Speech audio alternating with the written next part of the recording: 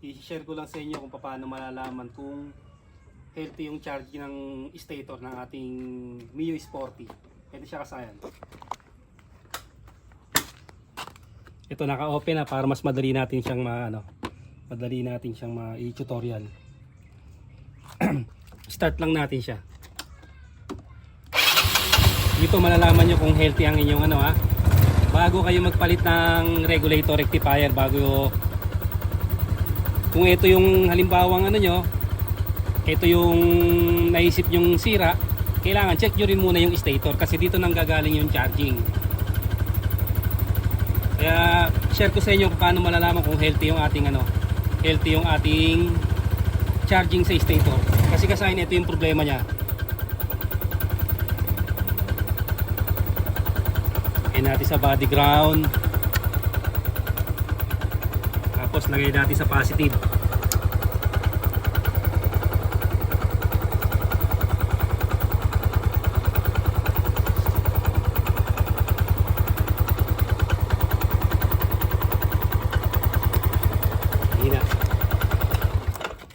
Mahina ang kanyang ground dito sa battery recta.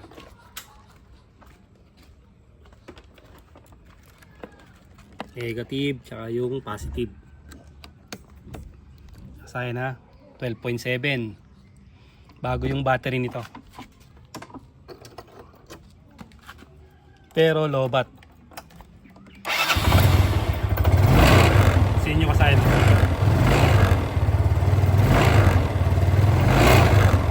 Nagcha-charge siya ng napakahina. Kasi kalating oras lang ginamit sa gabi, lobat na siya agad.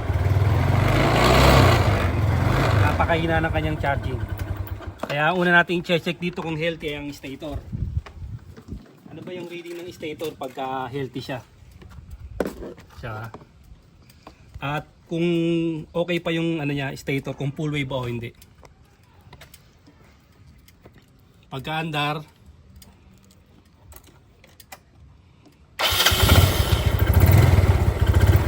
bubunutin natin to. Ito yung stator nito Stator ng Sporty ay may tatlong kulay. White, black, tsaka yung yellow red. Bunutin natin yan. Pag bunot natin, ganito malalaman kung full wave o hindi Pag tinusok natin yung black at tsaka yung white, dapat hindi siya iilaw Sukin natin. Nasa negative yung natin, test light. Ayan. Positive. Dapat hindi siya iilaw Okay, full wave yung ating stator. Ngayon kasayan, iilaw dapat siya pagka tinusok natin siya. Maghanap lang kayo ng pantusok sa kanya Tusukin nyo lang siya na ganyan. Iilaw siya pagka yung tinusok nyo yung isa tapos ilagay nyo yung isa dito. Ngayon siya kasayan. Nagbibigay siya ng 26 volts, 25, 27. Sa kabila, ganun din. Full wave na to kasayan Ang hindi lang full wave dito ang kanyang regulator rectifier. Ayan. 26.9. Kaya napakahina niya mag-charge. Ngayon, hanggang ilan ba yung inaabot ng healthy? Ito kasayan, inaabot siya ng ng 50 volts pataas. Pero itong test light natin dito, 48 volts lang. Kaya pwede kayong gumamit dito ng ng multimeter. Siya kasaya tingnan nyo Ito tutukan mo yung nito. Ito tutukan mo yung reading. Pansinin nyo kasaya yung reading 52 volts. Hindi na natin masyadong re-revolution. Kasi baka pumutok yung natin test light. Kasi hanggang 48 volts lang siya. Sa kabila, baka pumutok yung ating Kung ni-revolution natin, siya sa 52 volts din siya. Ibig sabihin yung stator natin healthy. Wala dito yung problema. Kasi kung minsan nagpapalit tayo ng charger, pagpalit natin ng charger, mahina pa rin mag-charge o hindi pa rin nagcha-charge. Kasi ang nagiging sira niya, itong kanyang charging sa loob ng kanyang stator. Ito siya kasayan yung charging sa loob ng stator. Ito siya. Kahit masira kasi ito kasayan, gagana pa rin yung ating motor dahil buo naman yung pulser. Ayan. Ito full wave din to. Dalawang dilaw. Parehas ng stator nito ay full wave din. Ngayon, pagka nagtetest kayo na umiilaw, nagkakaroon siya ng ilaw, may posibilidad na grounded na yung ating stator. Yan siya ha. Healthy yung ating stator ha. Kahit magkabaliktaran siya, iilaw pa rin siya. Yan siya.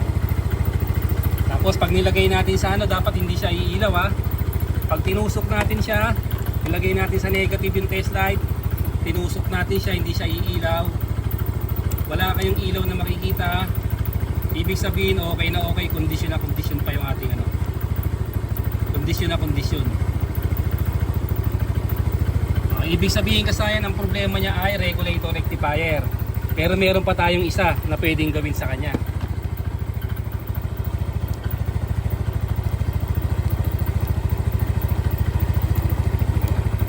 So bonus natin to. May isa pa tayong pwedeng gawin. Check natin yung positive at negative kung may connection. Baka mamaya ang sira lang yung positive. Ito yung positive niya ha. Ang kulay red. Okay, ibig sabihin may connection siya, may supply. Tapos check din natin yung negative. Yung red, yung positive, yung black, yung negative. Yung black naman ang check natin. Ito yung kulay black. Okay, may negative. Tapos check natin kung may connection, kung abot dito yung connection ng charging, yung kulay yellow at saka yung kulay white. Nakatulad dito, nakaduktong. Ito siya, ito yung kulay yellow. Ayan, 23 volts. Ito yung kulay white. Ayan, 31 volts. Ganun lang kasayin kung paano malalaman kung kung healthy yung ating stator. Para yung charging natin ay maganda. Okay, dito maganda yung magiging charging. Pero pagdating dito, mahina. Ibig sabihin, ito na yung palitin. Isusunod natin yung kasayan. Hanggang dito na lang mga kasayan. Salamat sa panonood.